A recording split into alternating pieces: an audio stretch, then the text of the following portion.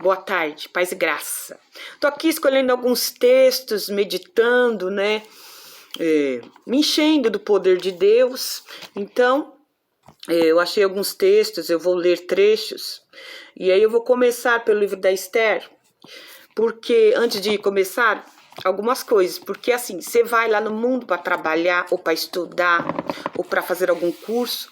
Então, muitas vezes depende do ambiente que você se encontra, porque onde tem muito ímpio, onde há muitas conversas, então acaba que se você está se expressando, então, há muitas vezes um esgotamento físico, né, do que você está fazendo ali na tua vida. E ali também você pode colocar alguns sentimentos e ali você pode ser decepcionado, frustrado. E essa volta para Deus é que faz a maior diferença, porque é uma diferença do ímpio e do crente justo, né? Então, o ímpio, ele não teme nada, ele sabe tudo, ele tem vantagem em tudo, só que não é verdade, né? O povo de Deus quer buscar Deus fervorosamente, que aprovação e teme a Deus, né? Então, quando a gente perde nesse sentido do mundo abafar, o espinho crescer, você se vê esgotado, aí você já recomeça a orar, buscar em fervente oração. Veja um trecho do que eu escolhi aqui para nós, para o nosso crescimento de fé. O que você consome molda quem você é. Quer estejamos decidindo o que consumir com os nossos corpos ou com as nossas mentes, há inúmeras opções para escolher. Tudo que consumimos olhando com os nossos olhos ou ouvindo com os nossos ouvidos, séries, filmes, vídeos, redes sociais, notícias, livros, revistas e música, ou conversas. E então é digerido com nossas mentes. É digerido com as nossas mentes. Quer percebamos ou não e querendo ou não, cada imagem, palavra, frase, conversa, postagem e artigo tem um impacto na forma como pensamos. O impacto pode ser muito pequeno, mas quando somado com milhares de outros pequenos impactos, torna-se muito grande. A soma do que estamos consumindo é usada por Satanás para nos conformar com o mundo ou por Deus para nos transformar na imagem de Cristo pela renovação das nossas mentes. Joel Bick e Mark Jones escrevem: os puritanos alertaram para resistirmos aos ataques do diabo. Devemos guardar o que deixamos entrar em nossas almas pelos nossos ouvidos e olhos. O que olhamos e ouvimos está moldando como pensamos, o que fazemos e quem somos. Isso é verdade. Há algum tempo eu comecei a seguir várias contas do Instagram focadas no tema do minimalismo. As moças que administravam essas contas compartilharam fotos e vídeos de como tinham simplificado suas casas e vidas, livrando-se da desordem e mantendo apenas os itens que usavam com regularidade. Depois de algumas semanas seguindo essas contas, eu fiquei surpresa ao perceber que toda vez que entrava em um quarto na minha casa, minha resposta automática era olhar ao redor para ver se havia algo de que pudesse me livrar. Esse foi o quão rápido meus pensamentos e mente foram renovados por informações que estavam consumindo por apenas alguns minutos todos os dias. Você vê, aquilo ali foi tóxico para ela, né? Ela já pegou o jeito da coisa e errado, né? E este exemplo pode parecer inofensivo, mas pense nas implicações. Não podemos deixar de sermos mudadas pelo que ingerimos. Foi assim que Deus nos criou e é bom, desde que o que ingerimos esteja nos mudando de uma maneira que nos faça mais como Ele e não mais como o mundo, né? Nós não servimos o mundo. Mas muitas vezes não percebemos o quão facilmente somos influenciadas e somos descuidados com o que consumimos mentalmente. Aí o esgotamento que dá. A Bíblia fala de Ló, atormentado sua alma ao ver e ouvir os atos ímpios daqueles ao seu redor. E não deve ter sido coisas muito... os sodomitas, né? 2 de Pedro 2,8. E muitas vezes somos como ele. Colocamos nossos olhos e ouvidos em algo sem perceber que estamos estabelecendo o pensamento de nossas mentes e, portanto, nossos corações nisso. E muitas vezes o mundo se torna monstruoso para o crente.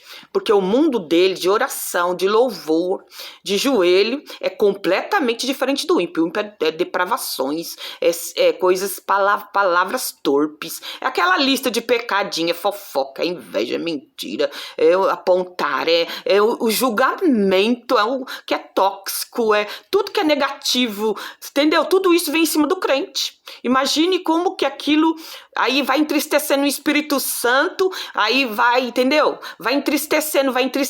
Ele não é do mundo. O mundo não pode estar abafando o Espírito de Deus no crente. Então ele corre daquilo, ele foge disso, porque isso vai levar ele, vai sufocar a palavra de Deus na vida do crente, onde ele vai acabar desanimando e ele pode abandonar e até apostatar, né, de Deus. E é o que nós queremos evitar. Perca o que perder. Ou você serve ao mundo ou você serve a Deus. Não tem como servir a dois senhores, né? Na palavra fala mamon, né? O dinheiro. Então, nosso tesouro do nosso coração tem que estar no céu, no Senhor Jesus, e não na terra. Porque nós temos o Espírito de Deus, o Senhor nos fez promessa, o Senhor nos escolheu para sermos para louvor da glória do nome dele, não para andarmos no eu, o que o eu quer, deixar o eu falar mais alto, ou então tá cheio de razões, ou então não ler a Bíblia, ou então não deixar o Espírito Santo agir dentro de você. Aí você ultrapassa o que Deus, né, te falou e você já nem lembra mais que você leu na Bíblia. É muito ruim, é muito difícil deixar se esgotar e vai apagando e vai extinguindo o Espírito. Quando o crente for ver, ele expulsou o Espírito Santo da vida dele e ele tá seco, ele tá igual um mar morto e ele já não tá nem salvo mais, ele já se perdeu de uma maneira no mundo. Aí quando ele for ver, ele tem que começar tudo de novo. Aí ele tem que se arrepender do zero, da onde ele caiu, a palavra fala, para se levantar e recomeçar, né, confessar o Senhor e recomeçar para poder ter o Espírito Santo, para poder ser salvo, para poder orar pela família, para a família ser salva e não deixar o mundo abafar o que Deus deu de tão precioso, que é o Espírito Santo. É o maior presente que Deus deu para o crente, porque não tem nada de mais valoroso do que a sua alma. Porque a sua alma ela não tem preço. Né? Não tem preço. Então o crente ele tem temor, então ele pensa em primeiro ser salvo e obedecer a Deus. As outras, porque assim, buscar primeiro o reino de Deus e a sua justiça, e as outras coisas serão acrescentadas. E assim o crente vai buscando o que está na palavra de Deus, e a mensagem de Deus tem que ser maior que ele. Porque, menino, são 1 milhão de palavras lá, o mundo, e se perde no mundo. Mas a palavra de Deus, ela não volta vazia. Antes faz tudo para que Deus a enviou. Então o crente sabe disso, daqui não é para o ímpio, não é para convencer o ímpio, porque na verdade eu estou lendo a parábola da semente. Depois eu vou ler um trecho para você, não aqui neste vídeo, mas em outro vídeo. Porque na realidade, pro crente fazer a vontade de Deus é mais importante, para o ímpio não, porque ele não teme. O que ele entende é que ele é persuasivo e ele vai convencer, mas o crente ele não convence ninguém. Quem nos convenceu foi o próprio Deus, que deu a palavra dele, que deu a fé no nosso coração. Nós nem fizemos nada. Apenas cremos. É o Senhor que faz tudo, executa tudo no crente. Não é ele mesmo. Nós não temos a fé por nós mesmos. Nós temos a fé através do Espírito Santo. Foi Deus que colocou essa fé, foi Deus que colocou o amor dele, foi Deus que nos cuida, Deus que envia anjos, né? Então, para nos guardar de que nosso pé tropece em alguma pé, tudo Deus. O sobrenatural de Deus, o espiritual de Deus, e não eu.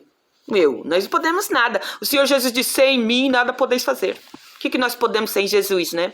Pelo fim, se a pessoa quer viver no eu, ela acaba frustrada, decepcionada, né? Amém? Então vamos ao outro texto lá das sementes.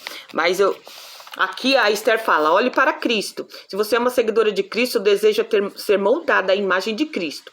Isso só acontecerá se você estiver olhando para Cristo, ao confiar somente nele, para a salvação, buscando através da oração e ouvindo sua palavra muito mais do que você está olhando e ouvindo o mundo ao seu redor. Então por enquanto esta mensagem para fortalecer a fé e a volta à leitura bíblica mesmo. Eu leio minha Bíblia todo dia. Para mim, a prioridade é a salvação da minha alma e não o mundo. Amém. Fica na paz.